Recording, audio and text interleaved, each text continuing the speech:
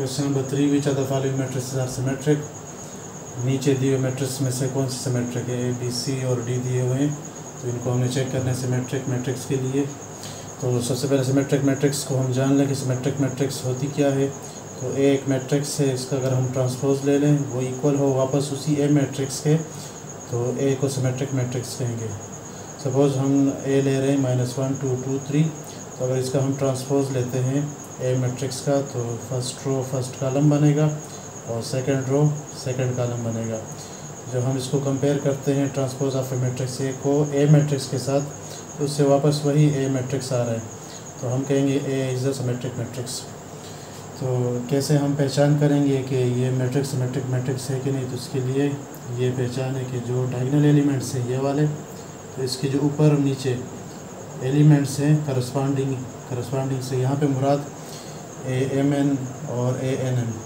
अगर ये A12 है तो ये A21 के बराबर होगा, A12 इक्वल टू A21। यहाँ पे जैसे नज़र आ रहा है AMN, तो यहाँ पे NM कर दिया गया, इस तरह यहाँ पे 1 2 तो इसको 2 1 बना दिया गया, तो ये दो बराबर होंगे A12 और A21। इसी तरह अगर यहाँ पे ये 3x3 मैट्रिक्स हुआ, तो उसमें फिर मज़ीद ये भी आएगा A13 इक्वल टू A31 और A23 equal to A32। Part 1 पे आते हैं। ए मैट्रिक्स दिया गया है और इसको हमें चेक करना है सिमेट्रिक मैट्रिक्स के लिए। तो सिमेट्रिक मैट्रिक्स के लिए जैसे हमने यहाँ पे पढ़ा कि अगर इस मैट्रिक्स का ट्रांसपोज वापस इसी मैट्रिक्स के बराबर आए तो फिर ए सिमेट्रिक मैट्रिक्स कहलाएगा। तो हम यहाँ पे चेक करेंगे पहले इसका ट्रांसपोज लेके। तो taking transpose on both side, तो A transpose equal to 5 - 1 - 7 5। Transpose लेने से क्या होगा? फर्स्ट रो फर्स्ट कॉलम बनेगा और सेकंड रो सेकंड कॉलम बनेगा।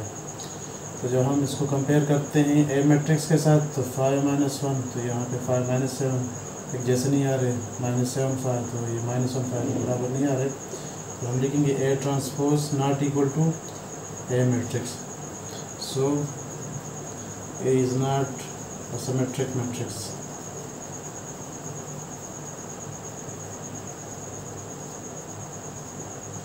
पार्ट 2 बी मैट्रिक्स दिया गया है और इसको भी हमें चेक करना है सिमेट्रिक मैट्रिक्स के लिए, अगर सिमेट्रिक मैट्रिक्स है कि नहीं। तो सिमेट्रिक मैट्रिक्स के लिए ज़रूरी कि अगर उसको ट्रांसपोज लिया जाए तो वापस वही मैट्रिक्स आए। तो यहाँ पे बी मैट्रिक्स है तो B transpose equal to B. C अगर मैट्रिक्स होता तो C transpose equal to C. Z matrix होता तो Z transpose equal to B. तो हम ट्रांसपोज ले लेंगे, taking transpose on both side.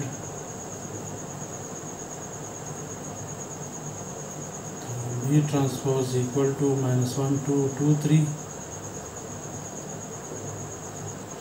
Transpose से क्या होगा? फर्स्ट रो फर्स्ट कॉलम बनेगा, सेकंड रो सेकंड कॉलम बनेगा।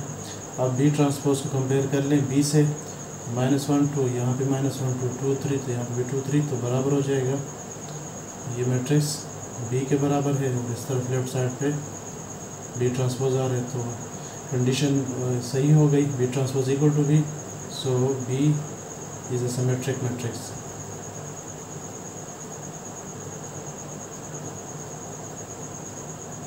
पार्ट 3 पे आते हैं। C equal to 3 4 5 6। Symmetric matrix के लिए सी को चेक करना है। तो सिमेट्रिक मैट्रिक्स के लिए मैट्रिक्स का ट्रांसपोज वापस मैट्रिक्स के बराबर आए, तो taking transpose on both side check कर लेते हैं। तो C transpose equal to 3 5 4 6 transpose. तो ट्रांसपोज से क्या होगा? फर्स्ट रो फर्स्ट कॉलम बनेगा, सेकंड रो सेकंड कॉलम बनेगा। आप कंपेयर कर लें सी ट्रांसपोज को सी से, तो यहाँ पे 3 5, यहाँ पे 3 4, यहाँ 4 6, तो यहाँ पे 5 6, जो कि बराबर नहीं है। तो C transpose not equal to C matrix. So C is not a symmetric matrix.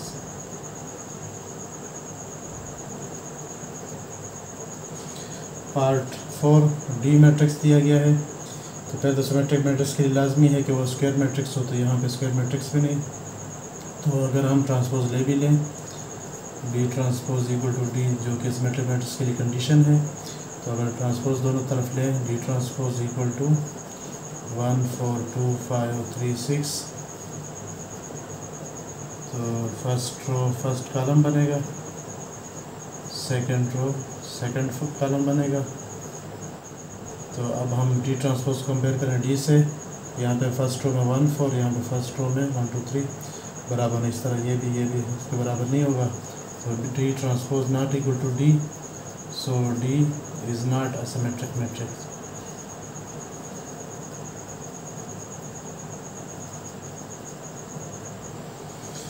इन तमाम मैट्रिसेस में हम देख रहे थे, मैंने आपको जैसे बताया कि यहाँ पे डायगोनल एलिमेंट्स के अलावा जो एलिमेंट्स हैं A1 2 A2 के बराबर होना चाहिए, तो यहाँ पे बराबर नहीं थे, इसलिए सिमेट्रिक मैट्रिक्स नहीं था। बी मैट्रिक्स में डायगोनल एलिमेंट्स के अलावा जो ये एलिमेंट्स हैं करस्पॉन्डिंग A1 करस्पॉन्डिंग से मुराद A1 2 A21, यानी ये AMN ANM, तो A1 2 और A21 ये बराबर थे, तो ये सिमेट्रिक मैट्रिक्स कहला रहा था। यहाँ पे डायगोनल एलिमेंट्स के अलावा जो ये एलिमेंट्स थे A1 2 और A21 सॉरी C1 2 और C21, तो ये बराबर नहीं थे, तो इसलिए सिमेट्रिक मैट्रिक्स नहीं था। और ये तो बिल्कुल स्क्वायर मैट्रिक्स था ही नहीं, क्योंकि सिमेट्रिक मैट्रिक्स के लिए स्क्वायर मैट्रिक्स होना ज़रूरी है। और उसके बाद फिर आप डायगोनल एलिमेंट्स के अलावा जो एलिमेंट्स हैं AMN और ANM उनका इक्वल होना ज़रूरी होता है, तो ये भी सिमेट्रिक मैट्रिक्स नहीं होगा।